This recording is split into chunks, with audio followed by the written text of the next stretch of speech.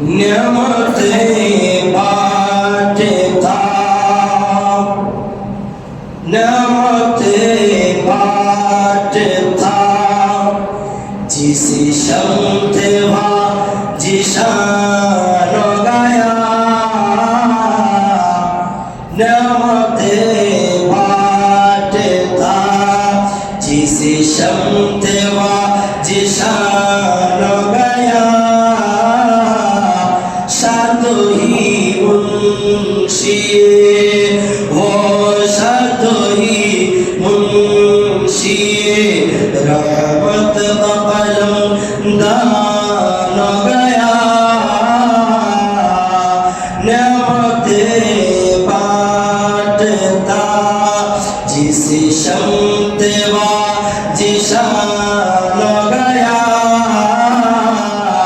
शादोही मुंशिए शादोही मुंशिए रहमत का कलम दान गया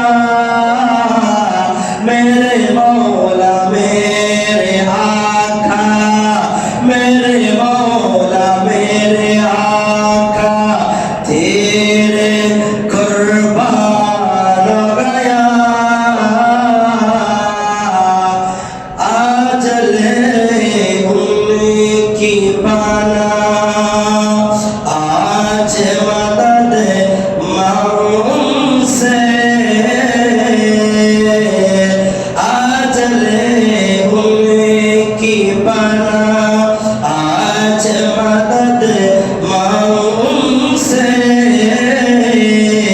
फिर न मानेंगे क़यामत में मगर माना गया आज ले उनके पाना आज मदद मांग से फिर न मानेंगे क़यामत में मैं अगर माना गया जानो दिल होशो के रद सुबुधो मदीने बुझे तुम नहीं चलते रजा तुम नहीं चलते रजा सारा तो सामान न गया आज ले उनकी पना अल्हम्दुलिल्लाह व शुक्रिल्लाह सलातु सलाम अला रसूलिल्लाह उपस्थित সম্মানিত মুসলিম কেরাম মুরব্বিল ইজাম দূর দূরান্ত থেকে আগত অত্র এলাকার মুরব্বী সমাজ যুব সমাজ ছাত্র সমাজ নওজোয়ান ভাইয়েরা আসসালামু আলাইকুম ওয়া রাহমাতুল্লাহি ওয়া বারাকাতুহু মহান রব্বুল আলামিনের দরবারে সকল শুকর আর সুজুদ পেশ করতেছি যে রব্বুল আলামিন আপনাকে আমাকে সুস্থ রেখে সবল রেখে আলমে রেখে আল্লাহর মসজিদ পর্যন্ত আসার বসা আল্লাহর মাহবুব নবীর উপর দরুদ শরীফ পড়ায় কোরআন হাদিসের বয়ান শোনার জিনিস শুরু করে দিয়েছেন রব্বুল আলামিনের দরবারে মধ্যে শুকরিয়ার্থী একটিবার বলে আলহামদুলিল্লাহ সাথে সাথে যা দরুদ শরীফ আদায় করেছি এই দরুদের হাদিয়া সালাত তোবা উম্মতের কান্ডার নবী হুজুর মুহাম্মদ মুস্তাফা সাল্লাল্লাহু আলাইহি ওয়াসাল্লামের দরবারের মধ্যে আল্লাহ রাব্বুল আলামিন সব বখশিশ করুক সবাই আমিন আজকে আমরা আলোচনা করব তাকওয়ার গুরুত্ব তাকওয়া কাকে বলে তাকওয়া নিয়ে আজকে আমরা আলোচনা করব আজকের খোতবার বিষয়বস্তু হলো আহামিয়াতুত তাকওয়া ও ফাদিলাতুল বুকাই মিন খাশিয়াতিল্লাহি তাআলা অর্থাৎ তাকওয়ার গুরুত্ব ও মহান আল্লাহর ভয়ে কাঁদার ফজিলত নিয়ে আজকে আমরা আলোচনা করব আজকের আলোচনাগুলো শুনে আমাদের সবাইকে আমল করার সেই তৌফিক দান করুন আমিন আসলে বাংলা হিসেবে আমরা সবাই হেদায়েত প্রাপ্ত হব তা না, সবাই আল্লাহ হবে তা না, সবাই মুত্তাকিন হবে তা না, সবাই তাকওয়াবান হবে তা না। এখানে দুইটা শব্দ ইয়া আইয়ুহাল্লাযীনা আমানু, একটা তা আল্লাহ, ইয়া আইয়ুহান নাসু হে মানুষ। মুসলমান হিসেবে আমরা যারা আছি সবাই মানুষ, সবাই মানুষ হতে পারে, কিন্তু সবাই ঈমানদার নয়, সবাই তাকওয়াবান নয়। আমাদের মধ্যে তাকওয়াবান আছে, ঈমানদার আছে, মুখোশধারী আবার বেঈমান আছে, মুনাফিক আছে, হক নষ্টকারী মানুষ আছে, হারাম বক্ষণকারী মানুষ আমাদের মাঝে আমরা আছি। আমরা আমাদের এখানে আমি আপনিও সবাই, আপনাদেরকে শুধু নির্দিষ্ট করে বলতেছি না, আমাদের আমাদের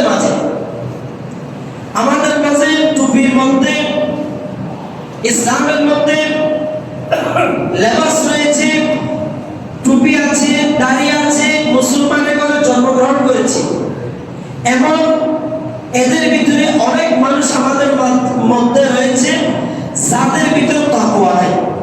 কি নাই? তাকওয়া।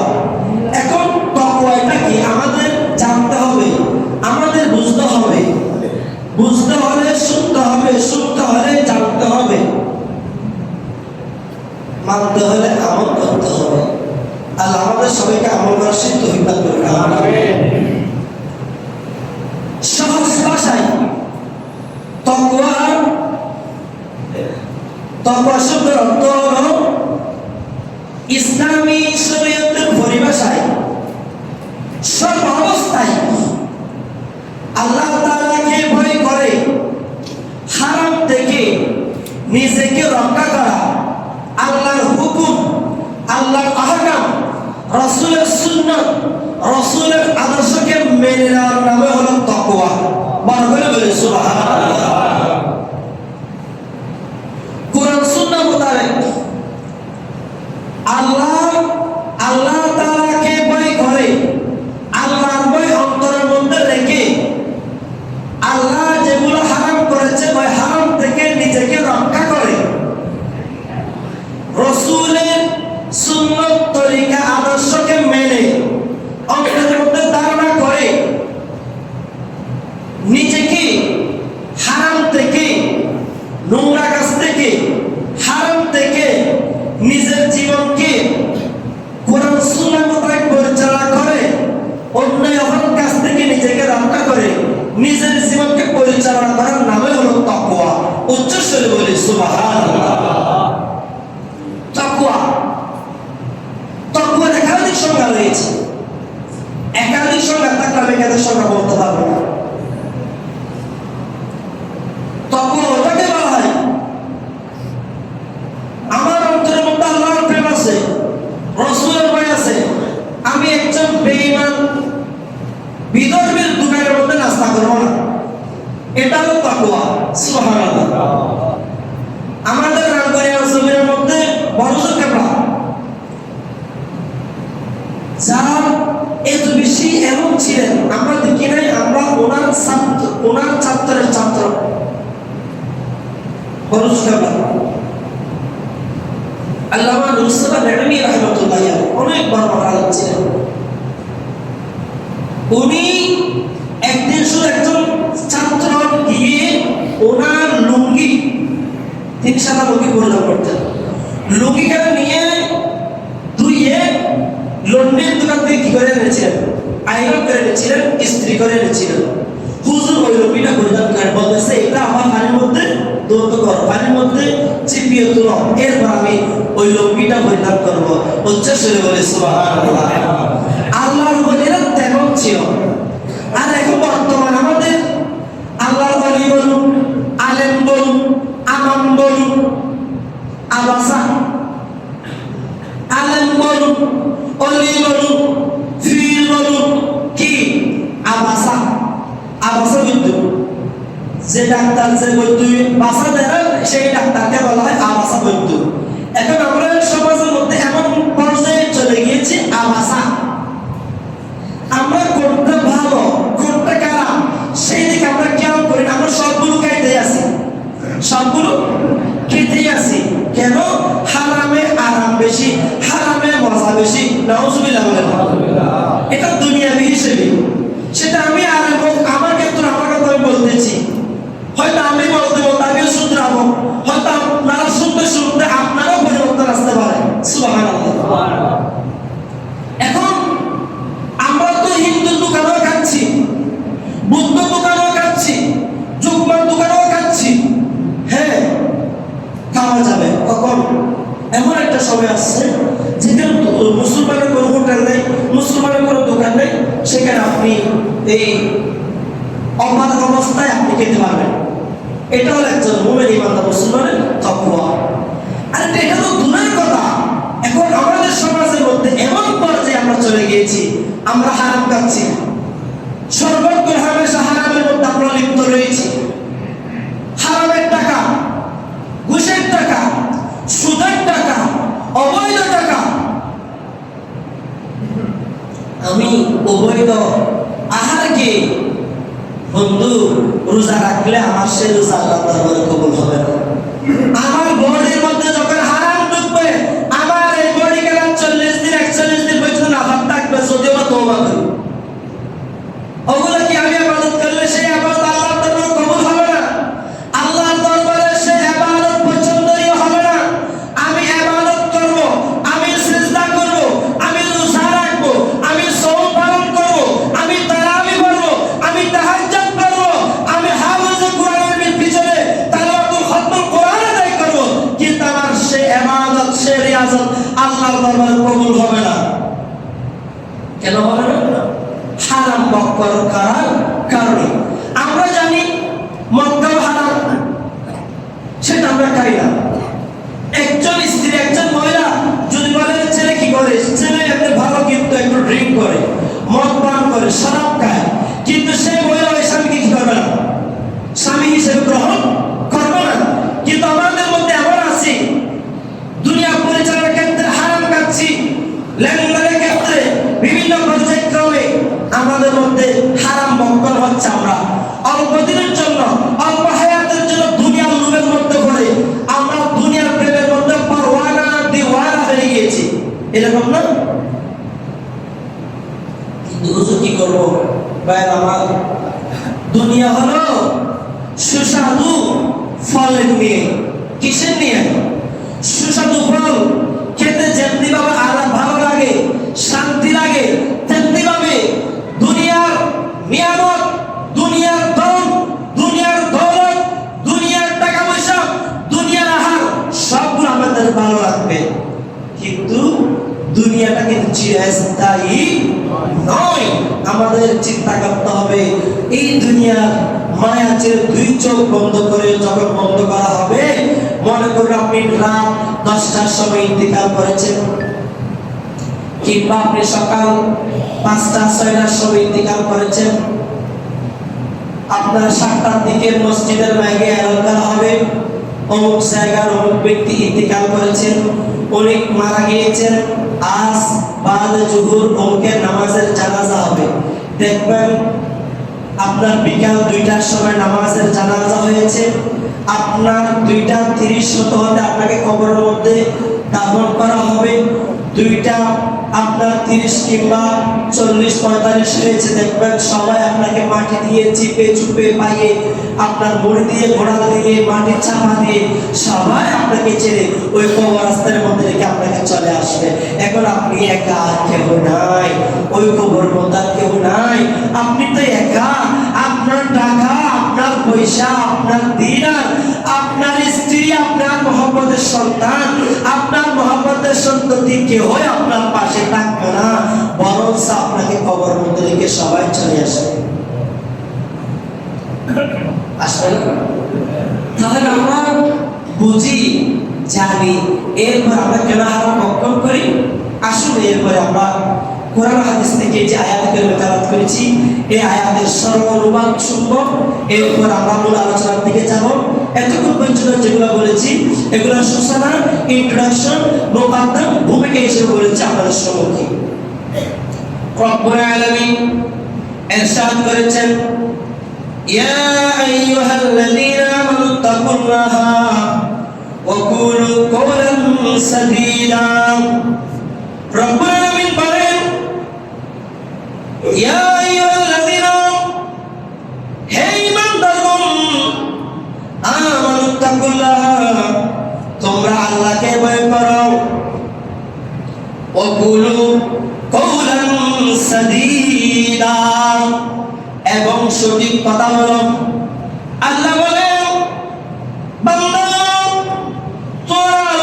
তোমরা আল্লাহকে ভয় করো, আল্লাহকে ভয় করো এবং সঠিক কথা বলো, অন্যায় কথা বলো না, মিথ্যা কথা বলো না, গীবত করো না, চুগলি করো না, মানুষের পরনিন্দা করো না।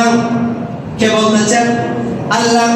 অপর আয়াতের মধ্যে রব্বুল আলামিন ইরশাদ করেন, সুবহানাহু ওয়া তাআলা, ইয়া আইয়ুহাল্লাযীনা আমানু তাকুল্লাহা ওয়া কুনু মা'আস সাদিকিন। উচ্চ স্বরে বলি সুবহানাল্লাহ। অপর আয়াতের মধ্যে আল্লাহ পাক রব্বুল আলামিন এলান করেন, হে ঈমানদারগণ, তোমরা আল্লাহকে ভয় করো এবং সত্যবাদীদের সাথী হও। উচ্চ স্বরে বলি সুবহানাল্লাহ। আল্লাহ বলেন, হে ঈমানদারগণ, প্রথমে আল্লাহ বলেছেন, হে ঈমানদারগণ, তোমরা আল্লাহকে ভয় করো এবং সঠিক কথা বলো। আল্লাহকে ভয় করো এবং সঠিক কথা বলো। তার মানে আমরা যে বেঠিক কথা বলবো সেটা আল্লাহ জানেন। সেই জন্য আল্লাহ আগে থাকতে এলান করে দিয়েছেন, উম্মত, বান্দা, তোমরা আমি আল্লাহকে ভয় করো এবং সঠিক কথা উপস্থাপনা করো, সঠিক কথা বলো। অপর আয়াতের মধ্যে আল্লাহ বলেন, ইয়া আইয়ুহাল্লাযীনা আমানু তাকুল্লাহা ওয়া কুনু মা'আস সাদিকিন। আল্লাহ বলেন, তোমরা আমি আল্লাহকে ভয় করো এবং যারা সত্যবাদী, যারা তাকওয়াবান, যারা ঈমানদার আল্লাহ, তোমরা তাদের সাথী হয়ে যাও। সুবহানাল্লাহ। ওয়া কুনু মা'আস সাদিকিন দ্বারা একাধিক অর্থ রয়েছে। তোমরা হক্কানি রব্বানি ওলি আল্লাহ দামন বলো, কিংবা তোমরা হক্কানি রব্বানি আলেমে দ্বীনদের তোমরা সোহবতে থাকো, আলেমে দ্বীনদের তোমরা মজলিসের মধ্যে থাকো, তাদের সাথে থাকো, তাদেরকে অনুসরণ করো, ওলি আল্লাহকে অনুসরণ করো, সিদ্দিক আকবরকে অনুসরণ করো, উমর ফারুক আযমকে অনুসরণ করো, উসমান যুন্নুরাইনকে অনুসরণ করো, মাওলানা আলী শের খুদাকে অনুসরণ করো, হুজুর ওসমান আব্দুল কাদের জিলানীকে অনুসরণ করো। এরা হলো সত্যবাদী পথ এবং তাদের পথের মধ্যে রয়েছে আল্লাহ যে বলেছেন সত্যবাদী, ওয়া কুনু মা'আস সাদিকিন। বড় করে বলি সুবহানাল্লাহ। এখন তো আমরা তো সত্যবাদীর সাথে সহজে থাকি না। কেন? যদি বলে দেন, এখন তো দেশের মধ্যে এমন পরিস্থিতি, সত্য বলা যায় না, সত্য বললে তাকে দুশ্মন ভাবে, তাকে হিংসা করে, তাকে দেখতে পারে না। উম্মত, দুনিয়ার মানুষ কাকে কি বলবে, পিছনের লোকে কি বলবে সেই দিকে তাকার সময় নাই, পিছনের মানুষ কি বলবে সেই দিকে শোনার টাইম নাই। আপনাকে আপনার মতো আল্লাহর প্রেম নিয়ে, রাসূলের মহব্বত নিয়ে, ওলি আল্লাহকে শ্রদ্ধা করে আপনাকে সঠিক এলান উম্মতের মাঝে, সমাজের মধ্যে, রাষ্ট্রের মধ্যে সঠিক এলান, সঠিক পয়গাম মানুষের কাছে পৌঁছে দেওয়া হলো। আপনি একজন ঈমানদার মুমিন ব্যক্তির দায়িত্ব। সুবহানাল্লাহ। এখন তো নবী নাই আছেন, নবী নাই, এখন আপনারা কোথায় যাবেন? আপনার হক্কানি রব্বানি আলেমে দ্বীনের কাছে যাবেন। কিন্তু খেয়াল রাখতে হবে, একজন ব্যক্তির কাছে সমস্ত কিছু প্রশ্ন জানতে চাইবেন না। আলেম হলো আমার, আলেমদের মধ্যে কি আছে? পার্থক্য আছে। আপনাদের ঘুম আসতেছে মনে হয়, ঘুম আসতেছে, একটু দর্শন করুন। আল্লাহুম্মা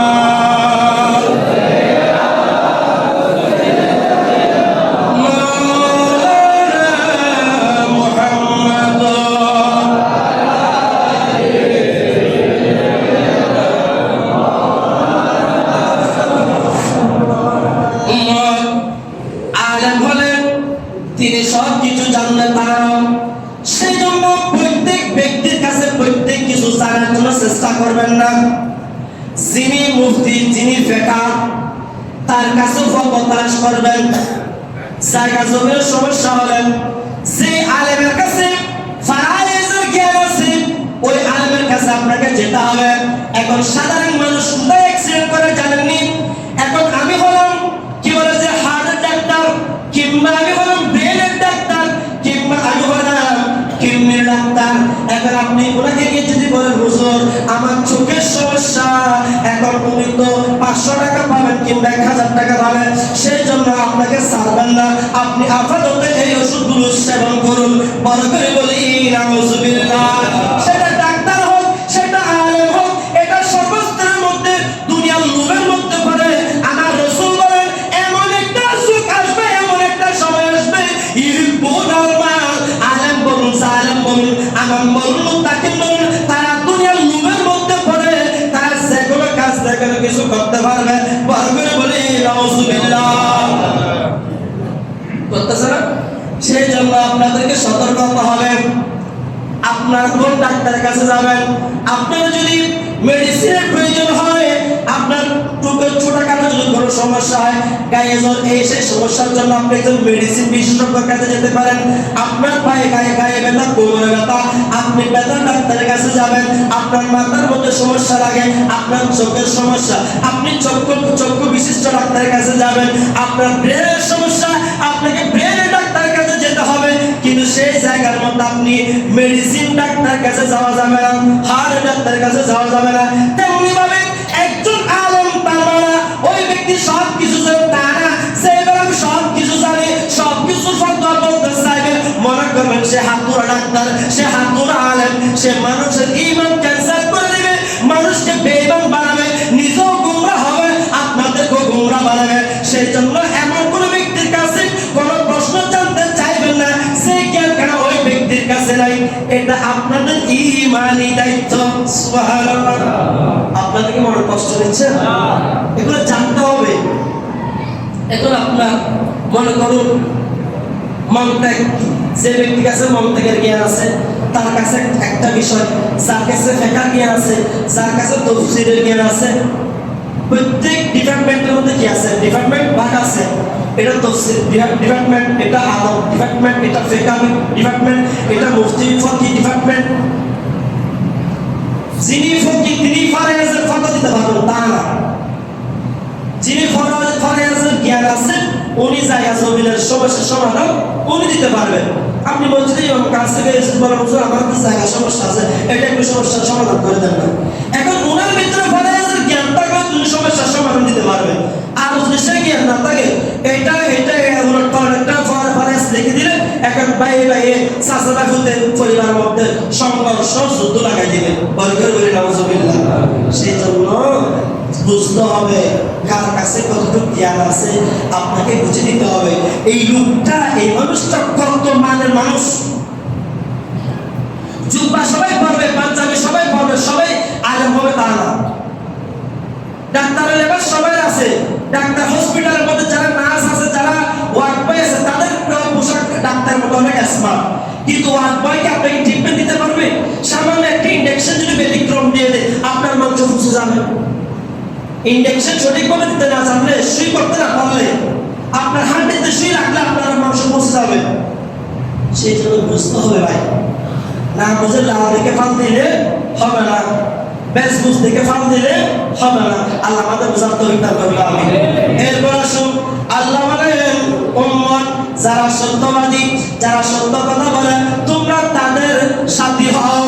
যারা আল্লাহ ওয়ালা, যাদের অন্তরের মধ্যে তাকওয়া আছে, যাদের কলবের মধ্যে ঈমান আছে, যারা হক কথা বলে, যারা রাসূলের সুন্নাহ মোতাবেক চলে, তোমরা তাদের অনুসরণ করো, তোমরা তাদের সাথী হও, তাদেরকে তোমরা বন্ধু বানাও, তাদের সুন্নাহ মোতাবেক, তাদের কথা মোতাবেক নিজের জীবনকে পরিচালনা করো। বড় করে বলি সুবহানাল্লাহ। এরপর আসুন, বিদায় হজ্জের সময় আল্লাহর প্যারামামুদ নবী রহমাতুল আলামিন নবী, দু জাহানের বাদশা নবী একটা খুতবা দিয়েছিল উম্মতের উদ্দেশ্যে। উম্মত, আল্লাহর প্যারামামুদ নবী এলান করে দিলেন বিদায় হজ্জের ভাষণের মধ্যে আল্লাহ রাসূল বলেছেন, এই হাদিস কেনা হযরত আবু উমামা রাদিয়াল্লাহু তাআলা আনহু থেকে বর্ণিত, তিনি বলতেছেন আল্লাহর নবী বিদায় হজ্জে বছরের মধ্যে কতগুলো কথা আমি বলতে আমি উমামার নিজের কানে শুনেছি। উম্মত সেই কথাগুলো কি জানোনি? আল্লাহ রাসূল বলেছেন, উম্মত তোমরা সর্বপ্রথম আল্লাহকে ভয় করো। সুবহানাল্লাহ। আমার রাসূল করেছিল, উম্মত তোমরা তোমরা আল্লাহকে ভয় করো, আল্লাহকে ভয় করো, আল্লাহর ভয় করার মধ্যে রাখো এবং তোমরা 5 ওয়াক্ত নামাজ আদায় করো, 5 ওয়াক্ত নামাজ আদায় করো। এরপরে তোমরা মাহে রমাদানুল মুবারক শরীফের রমজান মাসের রমজানের রোজাগুলো তোমরা আদায় করো। হচ্ছে শুরু বলি সুবহানাল্লাহ। এবং তোমাদের মাঝে যাদের যাকাত আছে, যাদের অতিরিক্ত ধন আছে, দৌলত আছে, এগুলো 1% করে তোমরা গরিবের মাঝে ওই যাকাতগুলো তোমরা আদায় করে নাও। উম্মত শুধু তোমরা দাও, তোমাদের আমির, তোমাদের ইমাম যিনি, ওই ইমামকে অনুসরণ করো, তার কথা শোনো, তার কথাবার্তা শোনো, তার আদর্শে তোমরা আদর্শবান হও। সুবহানাল্লাহ। কে বলেছেন এগুলো? আমার রাসূল বলেছেন। কখন? বিদায় হজ্জের বছরের মধ্যে তিনি এলান করে দিয়েছিলেন, হে উম্মত তোমরা আল্লাহকে ভয় করো। আচ্ছা, আমি যদি আল্লাহকে ভয় করি, আমার যেমন ইচ্ছা তেমন করতে পারবো না, আমি যেমন ইচ্ছা তেমন খেতে পারবো না, আমি হারাম খেতে পারবো না, আমি পরের হক নষ্ট করতে পারবো না। আমি যদি পরের হক নষ্ট করে পরের হককে যদি আমি সিজদার মধ্যে গিয়ে আল্লাহকে রাখি, আল্লাহ তুমি আমার জীবনের গুনাহ মাফ করে দাও, আল্লাহ করবেন নি? উম্মত করবে না। তুমি ভালো কাজ করলে এগুলো সব আলাদা হওয়া যাবে, ঠিক আছে? একজন কিছুদিন আগে আমার কাছে একটা প্রশ্ন করছে, হুজুর যদি একজন ব্যক্তি মদ পান করে, এখন ওই ব্যক্তি কবর ঘোরার জন্য খুব একটু আন্তরিক, কবর ঘুরে, হুজুর এখন কি হবে? আমি বলতেছি, উনি যদি কেউ মদ পান করে, এই মদ পান করার জন্য শাস্তি যেটা, সেটার ব্যবস্থা আল্লাহ করবেন। কিন্তু এই ব্যক্তি যে একটা ভালো কাজ করতেছে, কবর খনন করতেছে, এটা নেকি, এটা সব আল্লাহ তার আমল আমার মধ্যে লিখে দিবেন। সুবহানাল্লাহ। উম্মত এরপর আসুন আল্লাহর নবী রাহমাতুল আলামিন নবী হাদিসে পাকের মধ্যে এলান করেন, ওয়ান আবি সাঈদ আল-খুদরি আনিন নবী সাল্লাল্লাহু তাআলা আলাইহি ওয়াসাল্লাম ক্বালা ইন্নাদ দুনিয়া হুলওয়াতুন খাদিরাতুন ওয়া ইন্নাল্লাহা মুস্তাখলিফুকুম ফিহা ফায়ানজুরু কাইফা তা'মালুনা ফাত্তাকুল্লাহ দুনিয়া ওয়াত্তাকুন নাসা ফাইন্না আওবালা ফিতনাতি বানি ইসরাঈল কানাত ফিন নাসা। আল্লাহর নবী রাহমাতুল আলামিন নবী দু জাহানের বাসার এলান করেন, উম্মত অবশ্যই দুনিয়ার চাকচক্যময় মিষ্টি ফলের মতো দুনিয়ার মধ্যে সকলের রূপ আছে, এমন কোন মানুষ নাই সেটা আমার ক্ষেত্রে ভালো একটা গাড়ি, ভালো একটা বাড়ি, ভালো একটা নারী, ভালো একটা কি নারী, গাড়ি, বাড়ি, এগুলোর প্রতি সকলের কি আছে? আকর্ষণ আছে। উম্মত সেই জন্য আল্লাহর প্রিয় মাহবুব নবী রাহমাতুল আলামিন নবী হাদিসে পাকের মধ্যে এলান করেছেন, এই দুনিয়া হলো চাকচক্যময় সুন্দর স্মার্ট ফোনের মতন।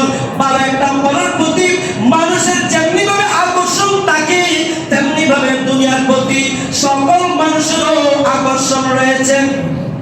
দুনিয়ার লোভের মধ্যে পড়ে মানুষ কত না কি করেন, সেজন্য আল্লাহ নবী বলেন, উম্মত আল্লাহ দুনিয়াতে তোমাদেরকে প্রতিনিধি নিযুক্ত করেছেন, তিনি লক্ষ্য করেছেন যে তোমরা কিভাবে কাজ করো, তোমরা দুনিয়া নারী জাতি থেকে তোমরা সতর্ক থাকো। সেজন্য আল্লাহ নবী বলেছেন, উম্মত তোমরা দুটি জিনিস থেকে নিজেকে রক্ষা করো, নিজেকে হেফাজত করো। একটা হলো দুনিয়া, একটা হলো দুনিয়া, আর একটা হলো নাসা, একটা হলো মহিলা, আর একটা হলো দুনিয়া। এই দুইটা জিনিস থেকে তোমরা নিজের কলমকে, নিজের ঈমানকে, নিজের ইজ্জতকে তোমরা হেফাজত করো।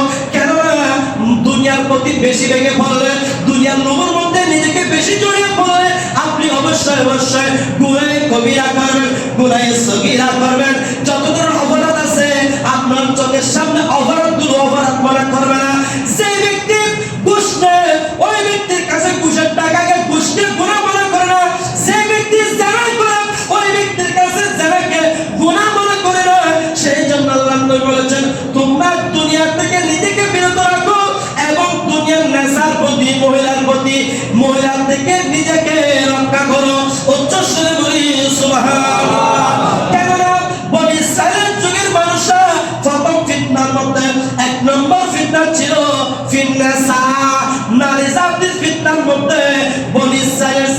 বেশি ধ্বংস হয়েছিল, তারা সর্বপ্রথম ফিতনার জায়গার মধ্যে এক নম্বরের মধ্যে ছিল নারীর ফিতনা।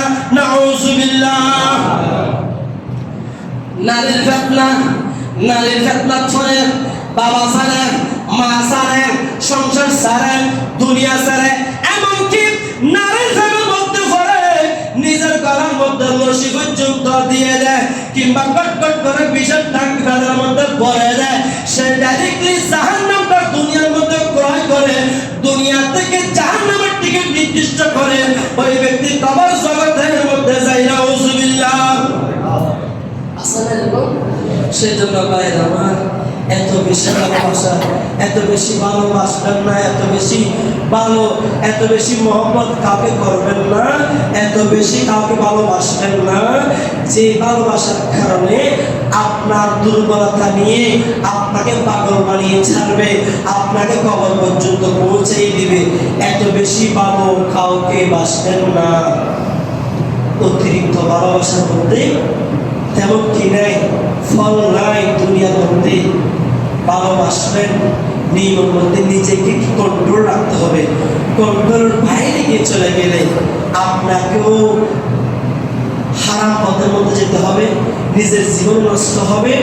এমনকি যে মাতা পিতা আপনাকে কষ্ট করে লালন পালন করেছেন, কষ্ট করেছেন, অনেক মায়া মহব্বত করে আপনাদেরকে বড় করেছেন, তাদের অন্তরের মধ্যেও কষ্ট আসবে। মাতা পিতার মধ্যে কষ্ট আসলে আপনার দুনিয়া এবং আখিরাত উভয়টা বরবাদ বরবাদ। বড় করে বলি নাউযুবিল্লাহ। অতিরিক্ত কিছু ভালো না, সেজন্য মুরব্বীরা বলেছেন অতি বাড়া বেরো না, বেগে পড়িবে। অতি কাটো হইও না, ছাগলে খাবে। অতিরিক্ত কাটো হলে আপনাকে ছাগল ধরে খেয়ে ফেলবে, আর অতিরিক্ত বেড়ে গেলে আপনি বেগে পড়ে যাবেন। সেই জন্য ওজন বুঝে ভোজন করতে হবে। আল্লাহ আমাদেরকে বোঝার তৌফিক দান করুন, আমিন। এরপর আসুন, আল্লাহ প্রিয় মাহবুব নবী এলান করেন, উম্মত তোমরা আল্লাহকে ভয় করো, তোমরা হালাল রুজি, হালাল রিজিকের অন্বেষণ করো, হালাল জীবিকা তোমরা তালাশ করো। কেননা কোন ব্যক্তি তার নির্ধারিত রিজিক পরিপূর্ণরূপে না পাওয়া পর্যন্ত ওই ব্যক্তির মৃত্যু হবে না। আল্লাহ আপনার আমল মধ্যে কিংবা সমগ্র দিন যে রিজিকগুলো আল্লাহ তোমার রিজিকের মধ্যে বন্টন করেছেন, ওই রিজিকের চাইতে তুমি কমও পাবে না কিংবা বেশিও পাবে না। আল্লাহ তোমার লিস্টের মধ্যে, তোমার আমলের মধ্যে যেগুলো লিপিবদ্ধ করেছেন, অবশ্যই অবশ্যই সেইগুলো আপনার নসিবের মধ্যে চলে আসবে। সুবহানাল্লাহ। যদি তাকে নসিবে আপনা আপনি আসিবে। সুবহানাল্লাহ। অনেক সময় দেখা যায় রাস্তায় হাঁটার সময় বর্ষাকালে কত বড় একটা মাছ রাস্তার মধ্যে লাফ দিয়ে উঠে যায়, মানুষ ধরে ওটা নিয়ে খায়, অর্থাৎ ওটা ওই ব্যক্তির রিজিক। এখন আমি রিজিকের জন্য যদি দুনিয়া দুনিয়া বলে পারবো না, জীবন দিয়ে দিই, তাহলে হবে না। হারামও চাইবো না, হালালও চাইবো না, সেইটা পাবো সেটা পাবো, এটা হতে পারবে না। আপনার পেট, এটা হলো ইমানদার মুমিনের পেট। আপনার আপনার কি বলে যে আপনার পকেট, আপনার ওই যে জুরিপ, আপনার মাস্তরের যে একটা বলে, এটা কি বলে জুরিপ, মাস্তরের যে একটা তলে, ওই তলেটা একটা বলে একজন ব্যক্তি আপনার সাথে একজন মগ গিয়েছে, চাকমা গিয়েছে মাছ ধরার জন্য বর্ষাকালে। কোথায়? খালের পাশের নদীতে। ওই মগ ব্যক্তি যখন, ওই চাকমা যখন মাছ ধরবে, ওই চাকমার জালের মধ্যে কিংবা ওনার ছায়ের মধ্যে যত ধরনের মাছ ঢুকবে, মাছ বলুন, সাপ বলুন, কুইসা বলুন, কেহারা বলুন, হক বলুন আর শামুক বলুন, যত প্রকারের মাছ ঢুকবে সমস্ত কিছু ওই চাকমা তার হাড়ির মধ্যে, তার পকেটের মধ্যে, তার তলের মধ্যে ঢুকাবে। কিন্তু মুসলমানরা কি করবেন? কুইসা ফেলে এটা ফেলে দেবেন। নেবেনি? তলের মধ্যে নেবে, পকেটে নেবে? মুসলমানরা নেবে না তো। কেন? মুসলমানরা কুইসা আহার করে না, মুসলমানরা আপনার হারাম বস্তু আহার করে না, মুসলমানরা সাপ বকর করে না। কিন্তু যে চাকমা, সেই চুকমা ওই ছায়ের মধ্যে, ওই চাকমার ছায়ের ভিতরে যত প্রকারের মাছ ঢুকবে সমস্ত মাছ সে তার তলের মধ্যে ঢুকাবে, বাড়ির মধ্যে নিয়ে ওগুলো আহার করবেন। কিন্তু একজন মুসলমান, সামান্য মাছের উদাহরণ দিচ্ছি, সে যখন মাছ চাইতে যাবে নদীর মধ্যে, পুকুরের মধ্যে, খালের মধ্যে, বিলের মধ্যে, ওই ইমানদার মুসলমান কখনো সাপ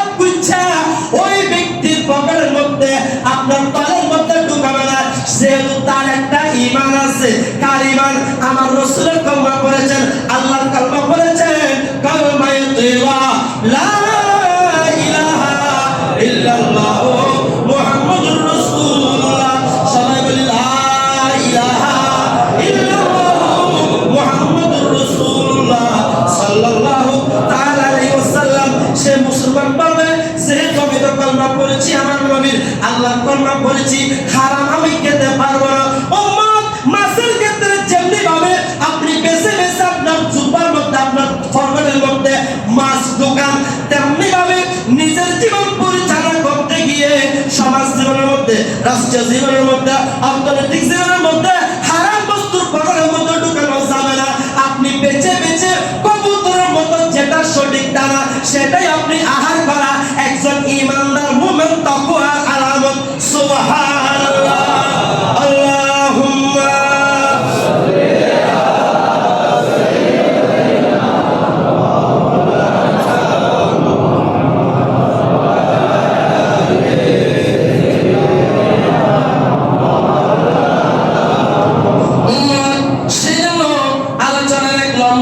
আমি কেটে আসলাম, সংক্ষিপ্ত করলাম।